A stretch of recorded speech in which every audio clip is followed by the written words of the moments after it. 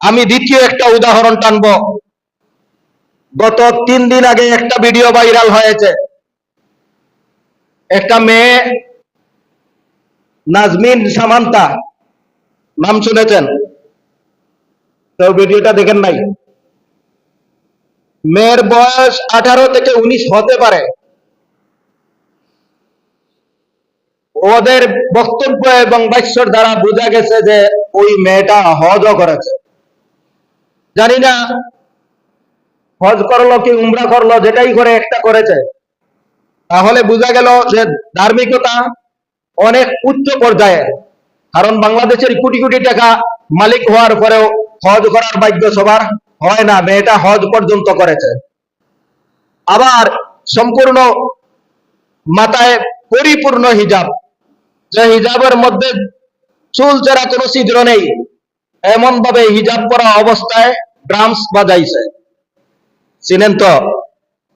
বাদ্যযন্ত্রের মধ্যে আধুনিক অনেক যন্ত্র আছে। এই ড্রামস বাজানোটা উনি আগে শিখেছে, কিন্তু যেই দিন অন্য একটা অনুষ্ঠানে শুধুমাত্র ওকে হায়ার করিয়ে নেওয়া হয়েছে, দর্শক হিসাবে, উপস্থাপক হিসাবে নয়, ওই মেয়ে হিজাব পরা অবস্থায় যে ড্রামস বাজাইছে, সেই ড্রামসটা বাজানোটা সারা পৃথিবী ছড়িয়ে পড়েছে। ভিডিওটা যখন ভিডিও ছড়িয়ে পড়েছে, তখন আমাদের দেশের কমেন্ট বক্সের মধ্যে কমেন্টকারীদের কোনো অভাব হয় না। কেউ বলছে এইভাবে হিজাব করা অবস্থায় ড্রামস বাজানো ঠিক হয়নি। বিভিন্ন ভাবে বিভিন্ন শব্দে আক্রান্ত করার চেষ্টা করা হয়েছে মেয়েটিকে। আর যে কোনো একটা মহিলা যদি ভাইরাল হয়ে যায়, তাহলে আমাদের দেশের লুলুক ইউটিউবার গোষ্ঠী সব ওই মেয়েকে পাকড়াও করে তার কাছ থেকে বিভিন্ন ভাবে সাক্ষাৎ নেয়, আর সাক্ষাতের নামে হেনস্থাও করে। ওই মেয়ে জবাব দিয়েছে যে আমি ধার্মিকতা পছন্দ করি, আমি হিজাব পরা পছন্দ করি, যে যাই বলুক না কেন। তারপরে যখন সাংবাদিকে প্রশ্ন করলো যে হিজাব পরা অবস্থায় তুমি এই ড্রামস বাজানে, একটা বাদ্যযন্ত্র, গানের তালে তালে ড্রামস বাজানে, আল্লাহ রসুল সাল্লাল্লাহু আলাইহি ওয়াসাল্লাম বলেন আল গানাউ ফিসকুন, পৃথিবীর মধ্যে যত পাপ আছে সব চাইতে নিকৃষ্ট পাপ হলো গান গাওয়া, গান শোনা। কোনটা বলবেন না? গান গাওয়া, গান শোনা। ওয়াত-তালাজ্জুজু বিহা কুফরুন, আর গানের তালে তালে যদি মাথা দুলাইয়া মজা উপভোগ করে, তাহলে ওই ব্যক্তির মধ্যে কুফরিতে দানা বাঁধে, আস্তে আস্তে সে কাফিরে পরিণত হয়ে যায়। পৃথিবীতে এমন কোন গুনাহ নাই যে গুনাহ টেনে টেনে মানুষদেরকে কাফির বানায়, কিন্তু গান এমন একটা গুনাহ যেই গুনাহ আস্তে আস্তে আস্তে মানুষদেরকে কাফিরে পরিণত করে। আল গানাউ ফিসকুন, সব চাইতে মারাত্মক পাপ হলো গান, গান শোনা এবং গান গাওয়া। আর ওই গান থেকে মজা লুটা, তা হলো কুফরি। ওয়াত-তালাজ্জুজু বিহা কুফরুন।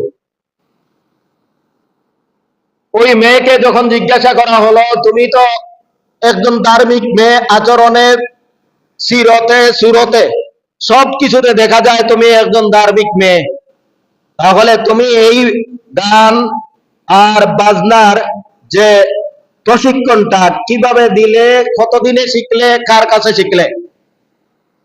এই হলো আমার মূল পয়েন্ট, আমার মূল আলোচনা। মেয়েটা বলছে যে আমার বাবা সর্বপ্রথম আমাকে গিটার নিয়ে কিনে দিয়েছে, আমি গিটার বাজানো শিখলাম।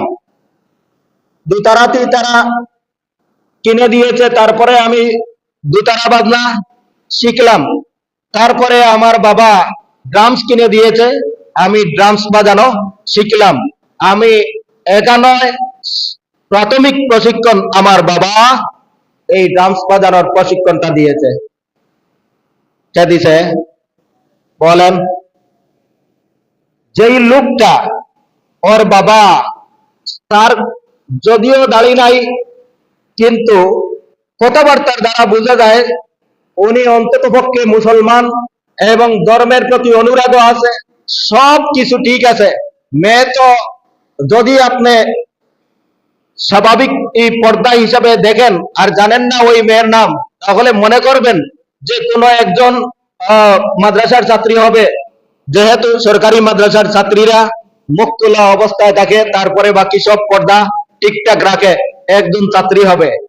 ওই এত ধার্মিক পরিবারের মধ্যে এই মেয়েটা যে চরম সীমার নোংরা একটা কাজের মধ্যে ঢুকলো, কে ঢুকাইছে? বাবাই ঢুকাইছে। প্রশিক্ষণটা কে দিল? বাদ্যযন্ত্র কিনিয়া দিল কে? বাদ্যযন্ত্র কিনাও হারাম, বাদ্যযন্ত্র বেচাও হারাম, বাদ্যযন্ত্র তৈরি করাও হারাম, বাদ্যযন্ত্র বাজানোও হারাম, বাদ্যযন্ত্রের বাজনা শোনাও হারাম। আমাদের দেশের লোকেরা তো ব্যবসা করতে বুঝে না, আর মনে মনে করে যে আমি তো এটা বানাইলাম, তৈরি করলাম, আমি হারমোনিয়াম বানাইলাম, আমি গিটার বানাইলাম, আমি দোতারা বানাইলাম, আমি ড্রামস বানাইলাম, আমি ব্যবসার জন্য করতেছি, আমার তো এতে কোনো হাত নেই, আমার কি অপরাধ? এই অপরাধ, মূল অপরাধ সংগঠিত হওয়ার আগে আসল অপরাধ হলো যারা এই সমস্ত যন্ত্র তৈরি করিয়া সমাজে চলায়। আর মূল ওই মেয়ে যতটুকু তার মধ্যে ধার্মিকতা আছে, কিন্তু ওই বাজনার প্রতি, ডান্স বাজানোর প্রতি তার একটা আগ্রহ তৈরি হয়ে গেছে। আস্তে আস্তে আস্তে আস্তে এত মহব্বত হয়েছে যে ধার্মিকতার চূড়ান্ত পর্যায়ে হজ করার পরেও সেই মেয়েটা ওই ডান্স বাজানোর যে তার স্পৃহা আছে, এই স্পৃহা থেকে সরে আসতে পারে নাই, ফিরে আসতে পারে নাই। এই কারণে আমি এখন আপনাদেরকে যে কথাগুলো